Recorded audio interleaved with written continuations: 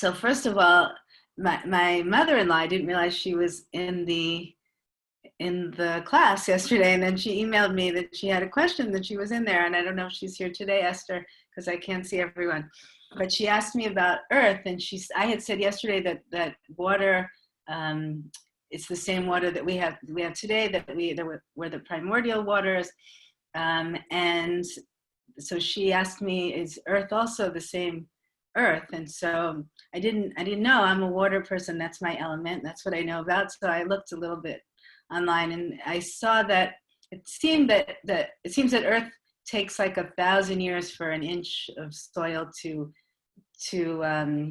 be, to come into being, but that it is a mix of different elements that come together. So maybe it's not quite the same thing, that, maybe it really is something that is created, not like water, which the way I understand it is the same water that just is in different forms.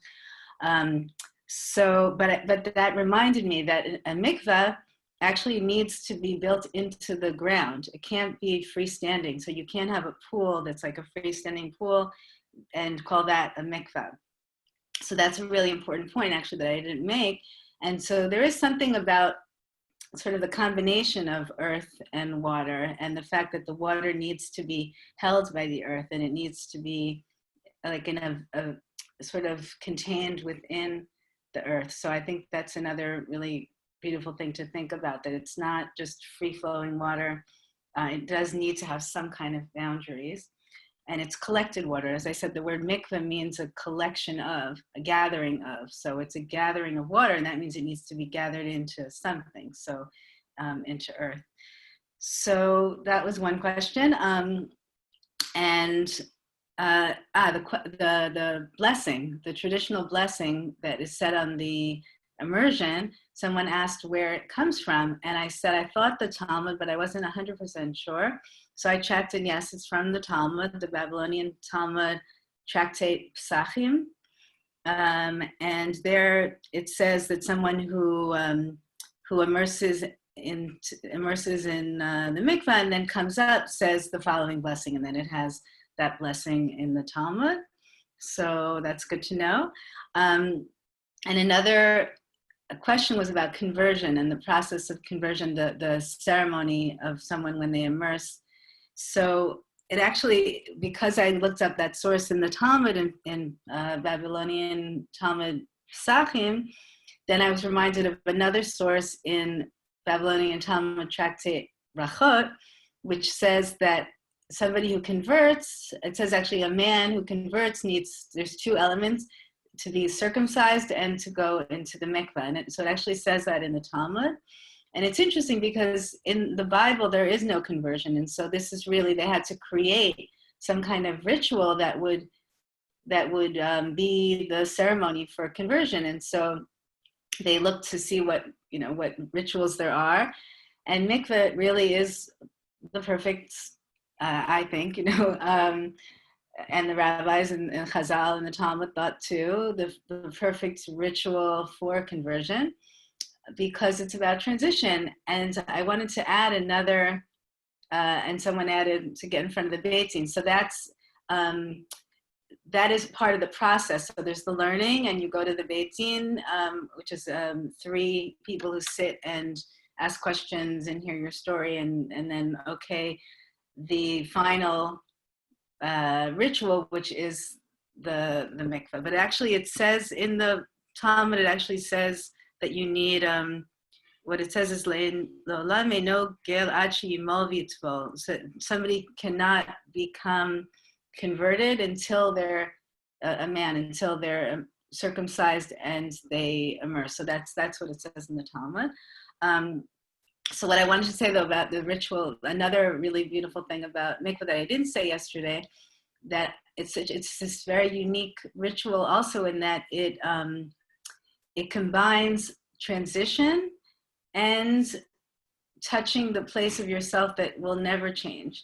So I think it's perfect for conversion, because when you're going through transitions in your life, especially something, let's say, like conversion, which really might go right to your identity of who you are, So it's important to go through the transition, to think about the things you want to leave behind, to think about the things you want to move forward with in your life, but at the same time to just touch that deep place in yourself that is always the same, that is you, that's like your essential you that will never change. And so it's such a perfect ritual for conversion, and I tell that to people when they come to do the immersion ritual for conversion, to really lean into that, that they're going through this big transition, but there is something essential about them that will always stay the same. And in that one dunk in the water, or there's three actually, which I'll explain right now, both of those things are happening, at the same time. You're experiencing the renewal and the transition and the transformation at the same time that you are touching that part of yourself, which I think I called yesterday the soul, but it can also be the divine spark or the higher self, all these different terms that you could use. So, okay, so somebody asked about the actual ceremony, how it works in conversion in the mikveh, and also in general. Someone asked. So you go down the 7 steps of the mikveh. If you're in a built mikveh, of course, if you're in the ocean or something, then it's not 7 steps, but that's still a mikveh too. And you do traditionally go in without any clothing on. The idea is that you are like a fetus in the womb. You're at your most stripped down self. So when I talked about mikveh yesterday, that idea of being like a fetus, or being like just this idea of like your most pure self, and so you're stripped down to just you and your body, and you do put your entire body in at once, your head under, you lift your legs, you don't touch the sides, so that you're really just like suspended in this water. And traditionally you do 3 dunks when you're converting. And the idea behind that is really just that 3 marks that something has really happened in Jewish law, that one time, maybe it just happened by happenstance, 2 times, okay, that's already starting to be a pattern, but then 3 is like, now it's really, really happened. And there's a blessing, you say that the blessing that I said yesterday, Asher Kedishanu b'mitzvotav v'tzivanu al ha'tvilah, that's you first immerse, and when you come up, you say the blessing. Then you immerse again, and you say the Shechianu blessing, the blessing on new experiences, new things. And then on the third immersion, when you come up, you'd say Shema Yisrael Adonai Eloheinu Adonai Echad. So that's the bare bones of conversion immersion ceremony. But when I do them with people, usually, even if I've never met them before, because I'm not usually the one who studied with them, they come to the mikveh just to do the ceremony. So I sit with them and hear their story and try to help them with their intentions for the immersion. And I have different already written conversion ceremonies that can kind of fit with different stories. So if it's somebody who really feels like this is a big transition in their life, and they came to Judaism and really studied, and they feel like it's a real switch, or then I have a certain kind of ceremony. But if it's somebody, and this happens often in Israel, where somebody might have grown up feeling very Jewish, even believing that they're Jewish, and then sometimes their Judaism or their identity will be in question. And so they might just be coming to kind of make it official for everyone that they really are Jewish. So for them, it wouldn't be appropriate for them to do a ceremony that's like, I'm leaving my past behind, and I'm, that kind of thing. So it might even feel insulting to them. So I'm just trying to be very careful about the kind of ceremonies that I do with different people who are converting. So with them, I might do more of a renewing of my Jewish identity, or a reconfirmation, or something like that, recommitment, those kinds of feelings in the ceremony. Okay. I just want to make sure I just get all the questions from yesterday. Okay. Okay, someone else mentioned about that they intuitively had a a ritual around menstruation of like a bath ritual of letting go of the past month and moving forward into the next month. And I just think that's so beautiful and just is testimony to the way that a lot of these rituals, the water rituals, are really like, it's a very, I feel like a very universal, intuitive kind of feeling. And so that is just another example of that. And whoever that was, if you wanted to talk to me about, if you're interested in kind of turning it into an actual mikveh ritual with immersion and all the things that surround that, then you can be in touch and I can help you think about that. Okay. Another thing, the menopause someone asked about, and that's a good segue into what we're doing today. But someone did ask about writings on mikveh that I've done. And so I have 2 memoirs that are out already, and both of them have parts that are about mikveh in the memoir. So one, you can, on my website, you can find how to order these, and on Amazon. So one is this, it's called Life on the Fringes. And that was my first one, came out in 2000, Life on the Fringes. But you can see on my website. And this next one is Chana's Voice. And this one has a whole, it's in 3 parts. And the second section of the 3 is all about mikveh, actually. So, and I have a book coming out, hopefully like in the summer, that's a book helping engaged couples prepare for marriage and for their wedding. And there's a whole chapter or 2 on mikveh in that as well.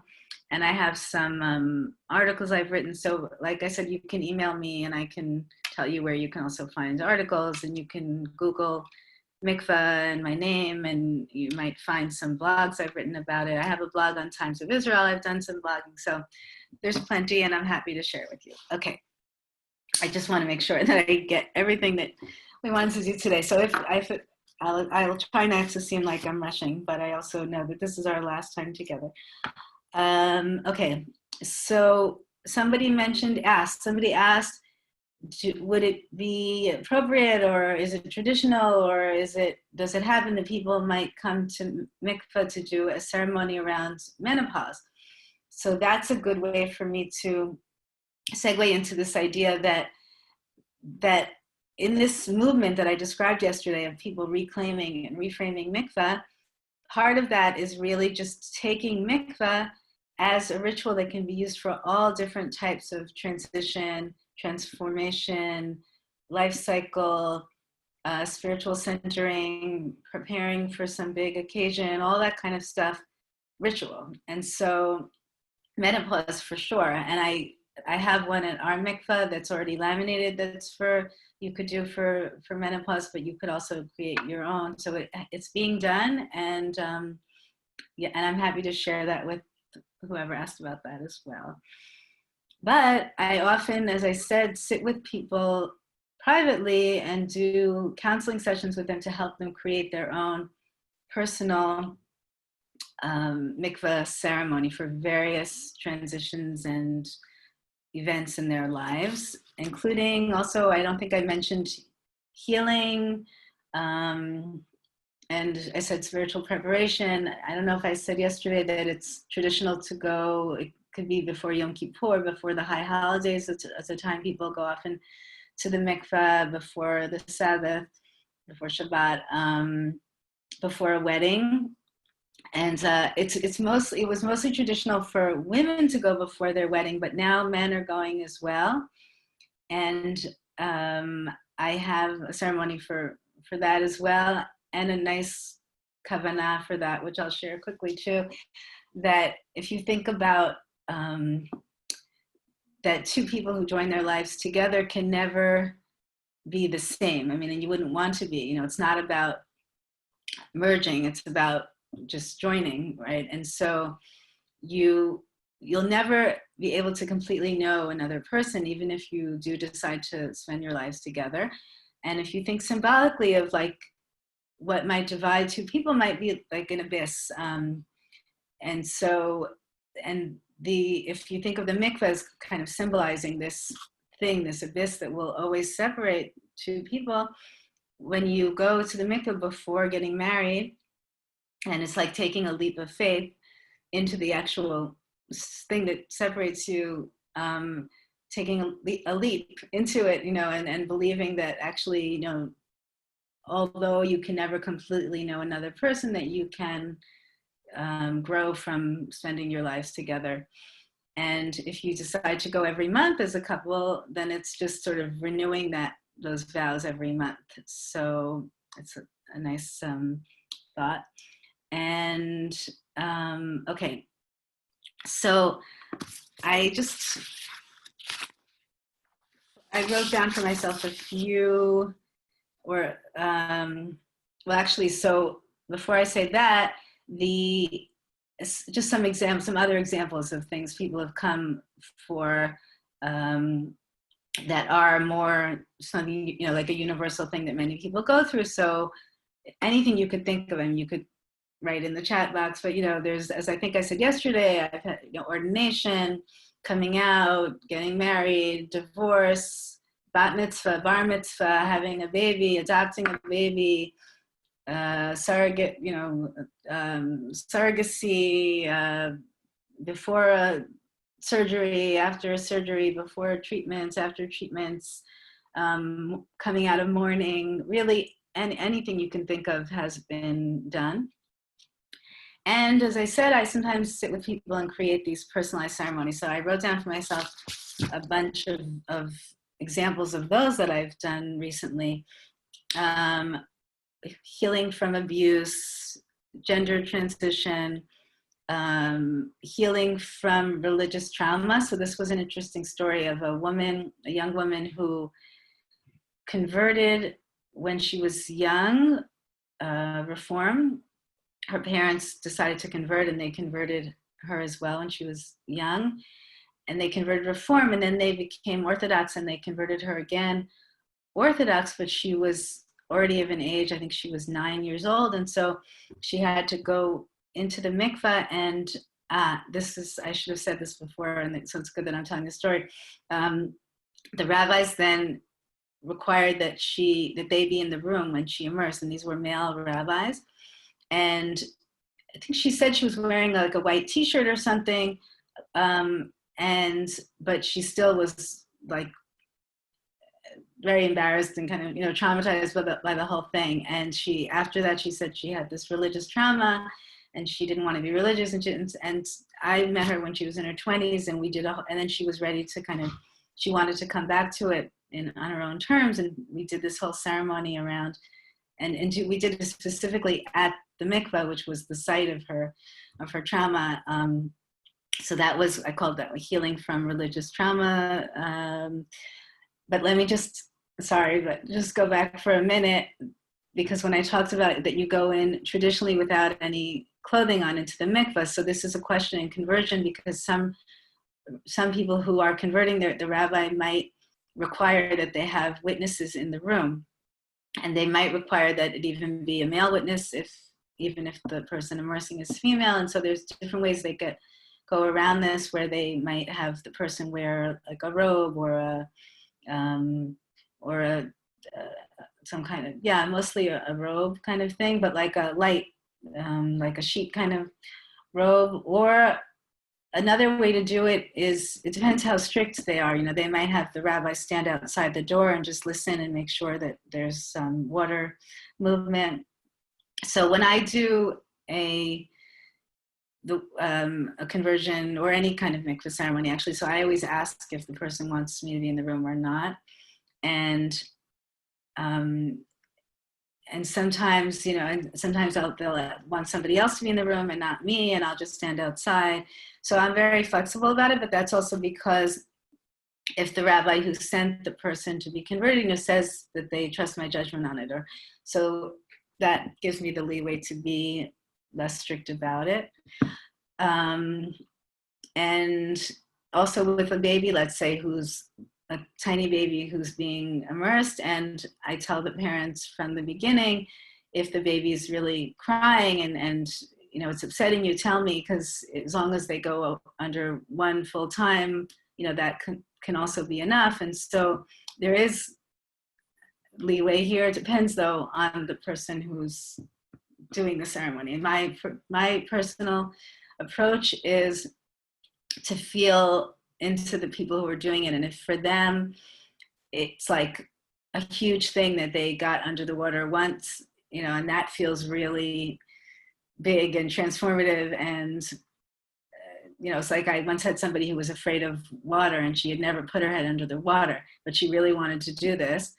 And we worked for like an hour for her to get her head under the water. And so when she finally got her head under the water, I said to her, are you sure do you want to do it again? That's like enough. And she did. She actually did do it again. And, but it's like very much about being there for the person and with the person and what they can handle. Okay. So another one that I did with somebody recently was, she also, we called it like her shedding armor ceremony, where her father had passed when she was young, like really young, a child, and then her mother when she was in college. And so she really had to grow up very quickly and become independent very quickly. And she described it as like kind of creating this armor around herself that she was, she could do anything. She was so brave, but she never really let herself feel the pain and the trauma. And so she finally was able to. And so that ceremony was about being able to shed this armor that she had created around herself. Another one was the 77th birthday. A woman came, she doesn't even live in Israel, and she came to Israel for the first time. And we did the ceremony, and it was about her, she calls it the getting off the fence ceremony. It was like finally deciding that she needed to be the one in her family who would pass on her Jewish tradition to her grandchildren. And she decided, like, if not now, when? And so that was her 77th. Moving on after divorce, I've done a bunch of those and kind of finding your identity separated from your ex-spouse. 40th birthday, coming into your power, moving to Israel, a new career, bride circle, coming into coming into her creativity. So anyway, these are just giving you some examples of how personalized it can really be. Okay, now how are we doing for time? Oh, okay. So now I'm just thinking if I should bother. I think let me move into what we're doing next, and if there's time, I can show on the screen a few ceremonies I thought to show on the screen were just to show you that they can be sometimes. One I was going to show you was structured around 3 immersions and structured around past, present, and future, which is something that I'm going to work with you right now. Another one was 7, and it was that was the woman, the 77th birthday woman. I was going to show you that it was 7 days of creation and her 77th birthday and the 7 steps of the mikveh, and so we did 7 immersions, and each one relating somehow to the days of creation. And another woman actually wanted 3 and 7 because those were big numbers in her life. And so it was three women in her life, and then that she wanted to immerse with intentions around them, and then 7 immersions around something else in her life. And so those are just different ideas that it can, you can choose how, and it doesn't have to be 7 or 3. It can be 100 or 50 or, how many years old you are or whatever it is. So now what I wanted to do, okay, take a breath, is I was trying to think, what can I do with so many people? And how many are we today? Okay. What can I do with so many people to illustrate this idea of what it's like to create a personalized ceremony? And I tried to think, what is something that we all could maybe identify with right now? And also often when people, usually they come to the mikveh, when I do this kind of teaching about mikveh, they're usually there. And so then I can offer them an immersion experience. So this whole, doing it online and all that definitely has its challenges. So I was thinking to do a guided meditation with you that would kind of take you through an immersion, even though you're not actually in water. And I was trying to think of something that you could all maybe relate to. So I thought of the pandemic that we're all going through and sheltering in place. And let's say it's all over, let's say there was a vaccination and we could all, come out and go back to whatever normal life. Then to kind of imagine a ceremony that you might do at that time, coming out of sheltering, coming out of pandemic ceremony. So that's what I thought I did and I would do. And I wrote a guided meditation to do that with you. So instead of being able to sit with each of you individually to hear all your experiences and create a ceremony with you, I have this guided visualization or meditation that can help you get in touch with some of your feelings and emotions and experiences around this. So I had asked you last time to bring paper and pen or pencil or something like that, if you have. And if you don't and you want to get up and running, get it, or write on your computer, or just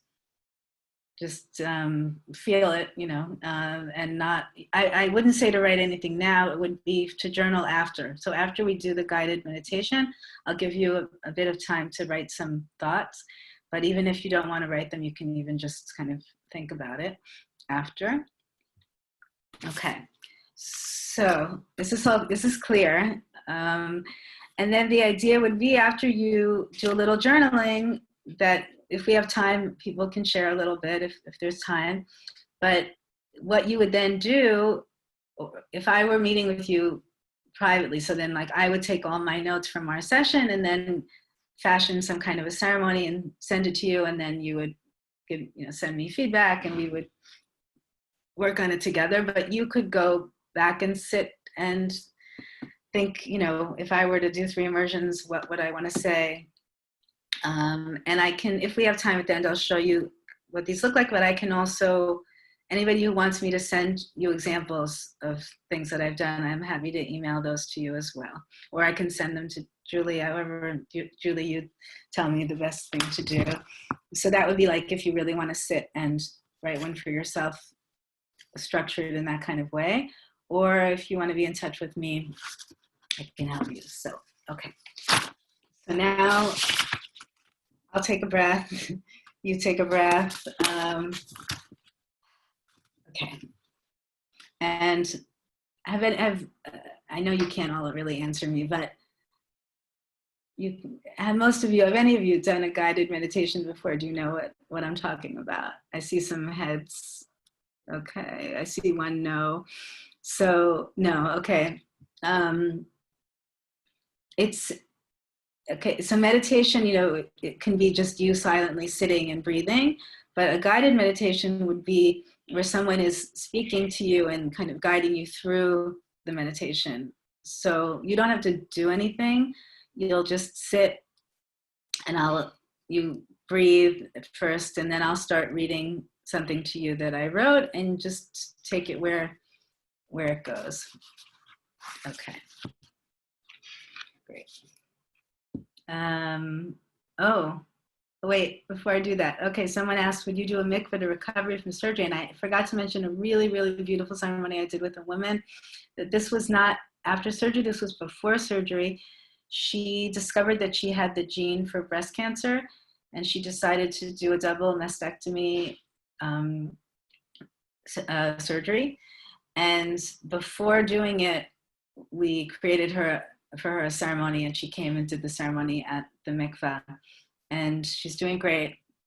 She's really happy, and she's way after the surgery already, and yeah, but it was very, very moving, and she's incredibly brave, wonderful woman. Okay, so take a breath, many breaths. Find a comfortable position. You might want to close your eyes even. So find a comfortable position where you can relax and breathe. Breathe in and out. In and out. Inhale, exhale. Concentrate on your breaths.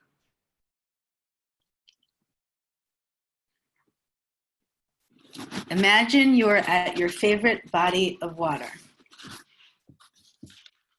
alone. It can be a lake, a spring, your favorite beach, even a swimming pool, or a mikveh. Place yourself there, beginning to approach the water's edge. Keep breathing while you take in your surroundings. Look up, look down, look all around you. Take in the smells, the sights, the sounds, the temperature of the air.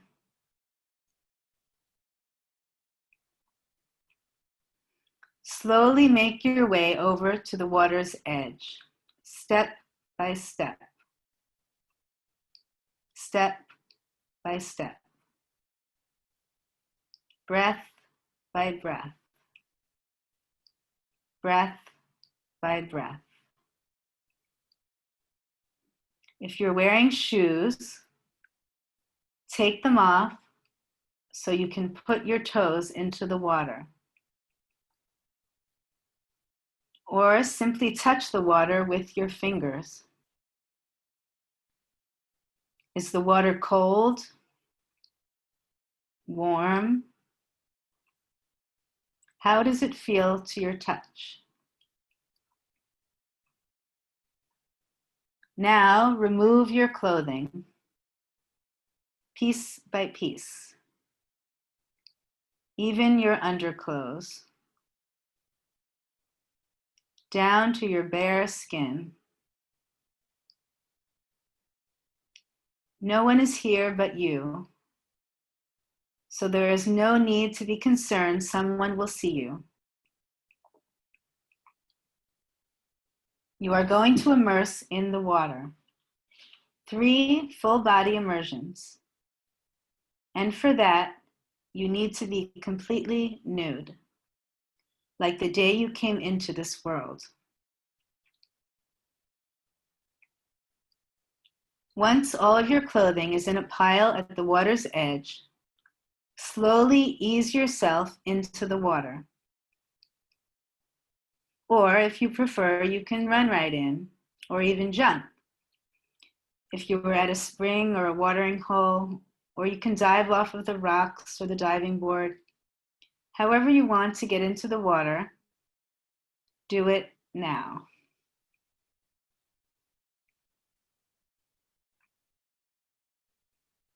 Once you are in, feel the water surrounding you, holding you, supporting you. If you are not a good swimmer, or if you do not especially like to be in water, or even if you do not know how to swim, imagine that suddenly you have overcome that fear or discomfort, or suddenly you can swim. You feel at home in the water today, adept at staying afloat. If it helps, imagine yourself standing. And if you prefer to be swimming or treading water, imagine that is what you are doing. Whatever helps you feel most safe and at ease in the water as you prepare to immerse.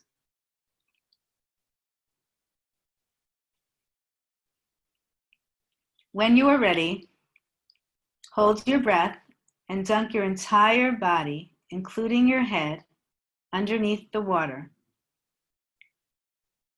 feeling the water surrounding every part of your being. You are safe in the embrace of the water, in the calm silence of it.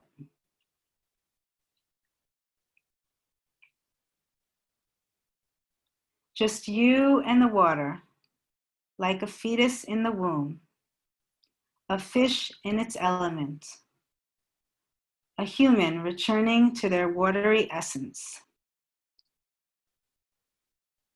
touching their innermost core, wholeness, dissolving into unity, a time to return to yourself, to reflect and process. As you remain in the experience of your full body immersion, remember your life before this coronavirus reached your area. Remember what your days were like. When you left your house, where did you go? Where were some of your favorite spots? Who did you see when you went out? Did you have much physical contact with others? Did you invite many guests into your home? Did you engage in physical exercise?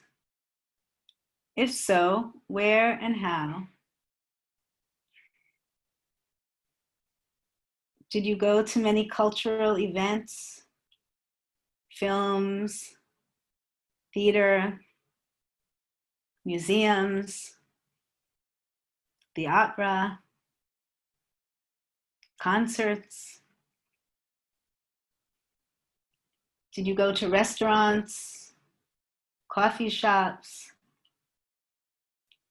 Or did you eat mostly at home? Did you go to sporting events? Did you play team sports? Did you spend a lot of time in your car? Did you travel? Were you involved in social activities? Were you part of a community? Were you involved in any social action causes? Did you have plans that had to be canceled because of the lockdown?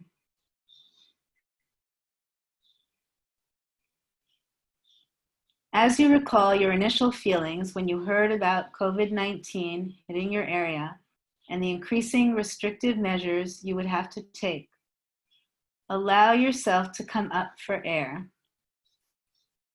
Your first immersion is complete.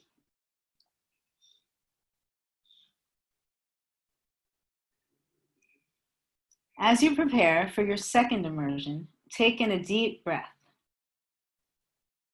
Now, bring your entire body under the water again, holding your breath in your cheeks.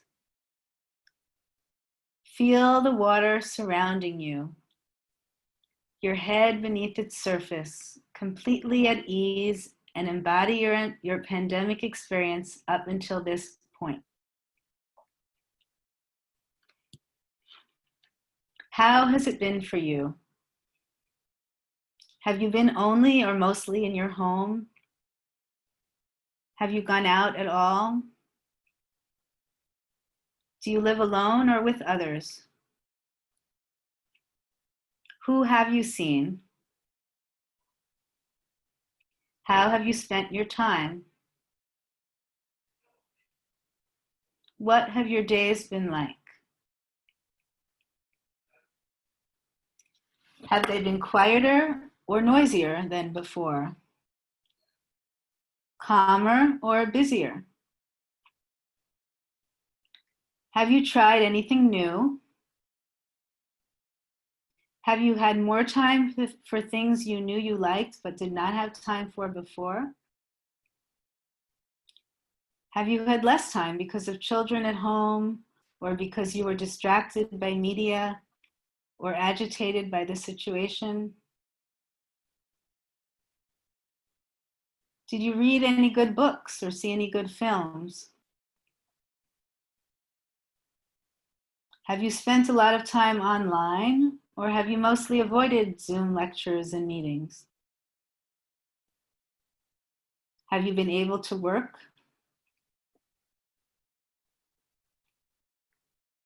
How has this period been for you emotionally? Has it felt like a gift you did not ask for? Does your heart fill with gratitude when you think of this period? Does a smile come to your lips? Have you felt yourself growing and expanding? Or has this been a time of contracting and stifling? Has this period felt like a curse, a bomb dropped from nowhere, taking the life you loved from you? Have you been afraid, angry, resentful? If you need to cry into the water, let those tears go and mix with the waters that surround you.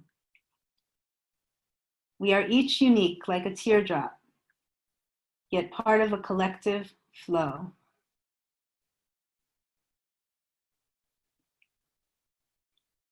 Have your emotions been mixed, embracing the blessings amidst the suffering? Take some time to let your whole range of emotions surround you and wash over you like the water. Let them hold you. Sit with them. You cannot escape them, so instead feel into them. They are uniquely yours. Our experiences of this time have been varied, our circumstances different. Let the water hold you in non-judgment.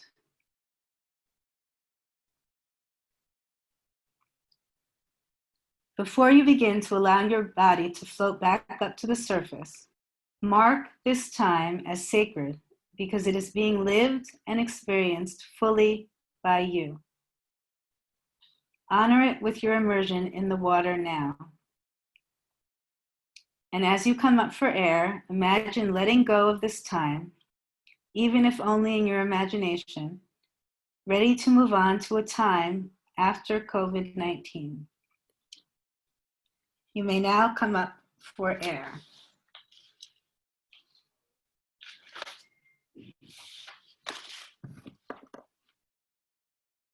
During your third and last immersion, you will be looking ahead to how our world may look after we have all put this experience behind us. Take a deep breath and go back under the water. Now, whether you are already moving around freely or not, imagine a world post-pandemic. Does it look as it did before we all entered our caves? Or does it look different after this time of collective hibernation? How does the air smell? How does it look? How does it feel on your skin? What are people doing? Do they seem different from before? How are they treating themselves? How are they treating others? How are they treating the earth?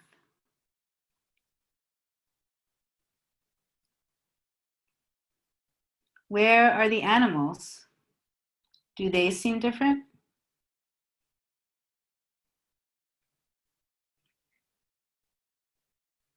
What does your life look like?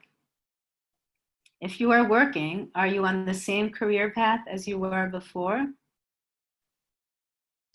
If so, how does it feel to be back?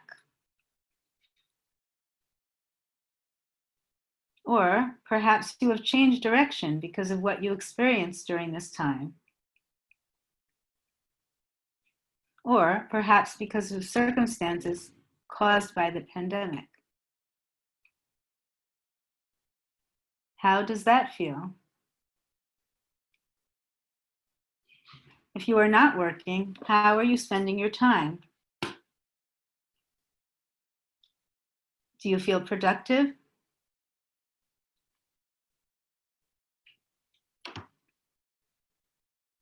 How are you spending your leisure time? Are you glad to be back to your old activities? Have you taken on new hobbies and interests? Are you spending time in your old favorite places and with your old favorite people, but with a new appreciation for them?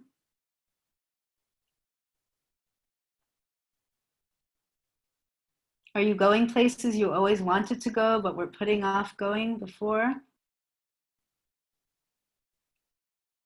Are you surprising yourself with wanting to go places and do things and meet people you never thought of before?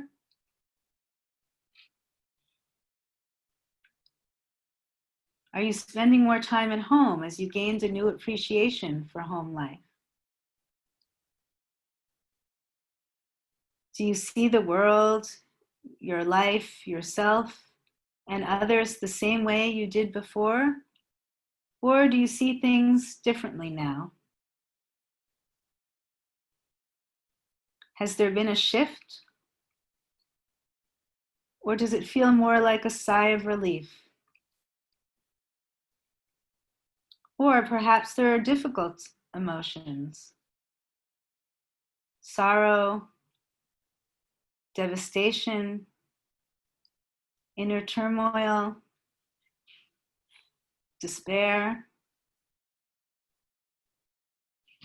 Check in with your most true inner self. What are your feelings now that you can look back and process this period that is behind you? Welcome in all of the emotions. Let them sit with you in the water.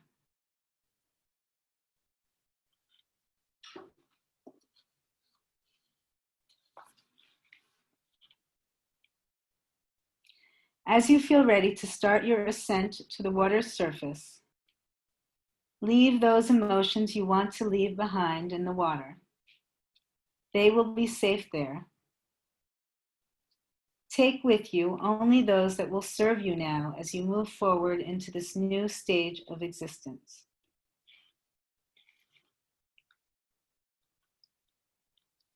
When the time feels right, float to the water's surface. As you can come up for air, allow yourself the time to look around, to take in the sights and smells, to feel the air on your wet face. Slowly swim to the water's edge and step or climb out of the water.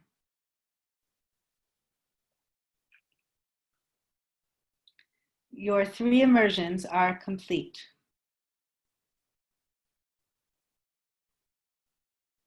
When you are ready, slowly and gently open your eyes and join us back on Zoom.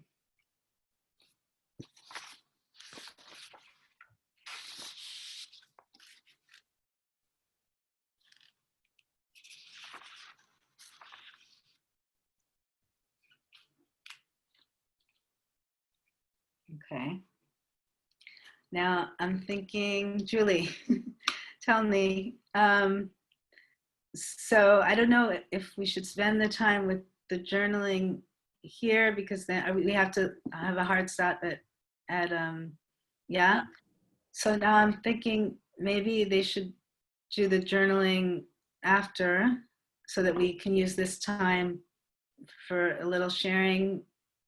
Okay, so what I would suggest is maybe now, if anybody wants to share anything or ask any questions about how this might turn into a ceremony, anything like that, so that we can be speaking for the next, whatever it is, 7 minutes. And then private, afterward, privately, you can spend time the way I wanted you to do it was to have like first immersion, second immersion, third immersion, which the way that they were structured here around the past, before COVID, during it, and then like imagining afterward.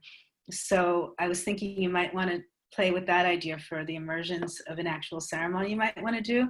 And as I said, I can send you examples of other ceremonies so you can see what language you might like to use and think about. And you can put poems and songs and all kinds of stuff. And you can be totally in touch with me about it if you're interested, or any other kind of ceremony you might want to create.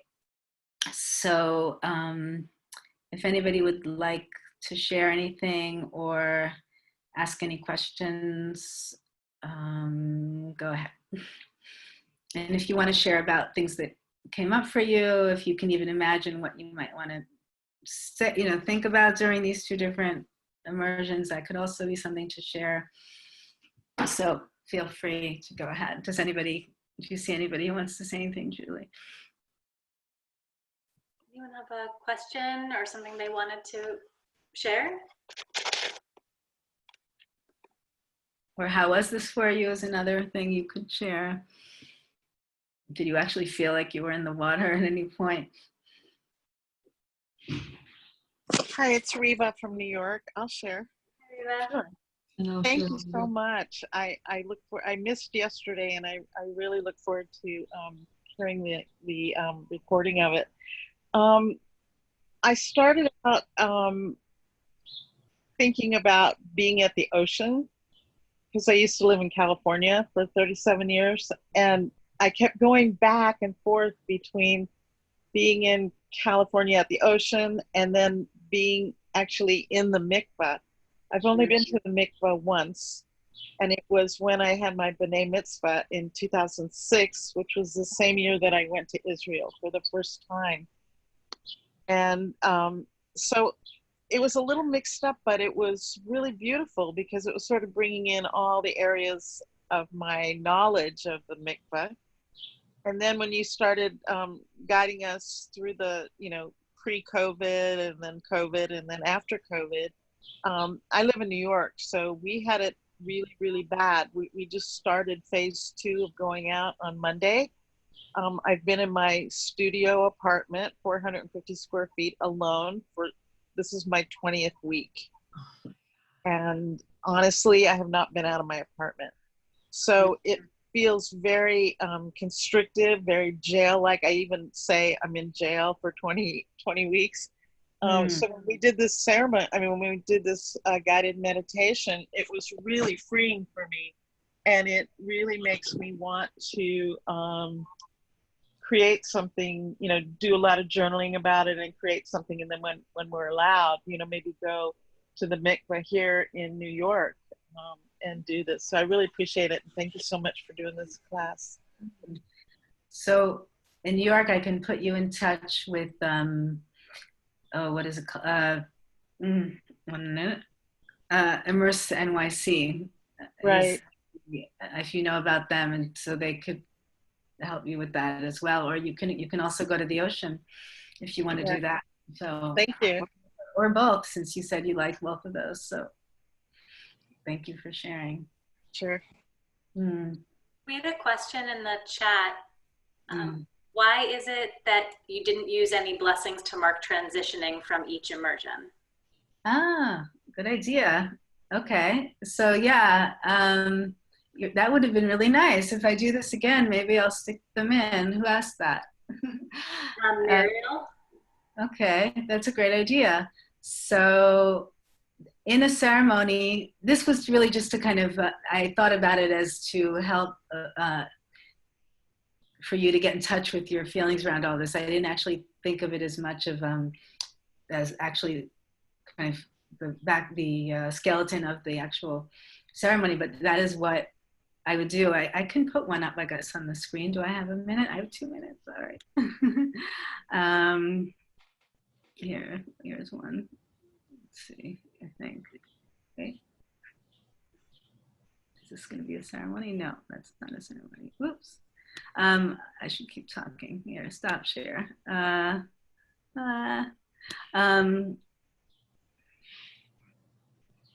Oh, I'm wasting time now doing this. Here we go.